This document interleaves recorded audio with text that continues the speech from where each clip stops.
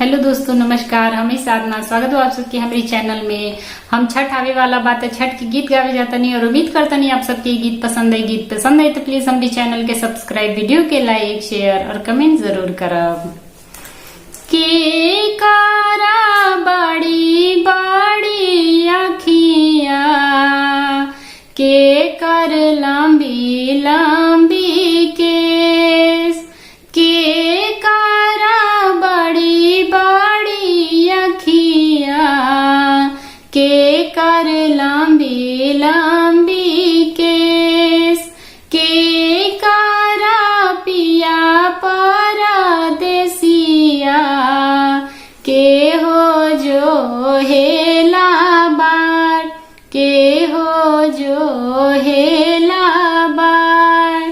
छठी मैया के बड़ी बड़ी अखिया उनकर लंबी लंबी केस, छठी मैया के बड़ी बड़ी अखिया उनकर लंबी लंबी केस।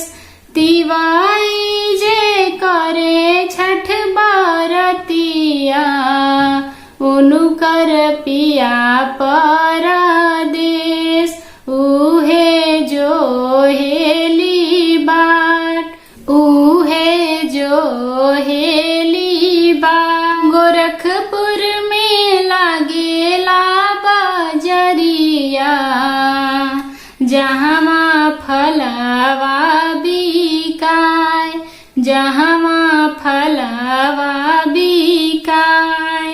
फल कीने चले ले आपन भैया, कीने नारियल अनार, कीने नारियल अनार।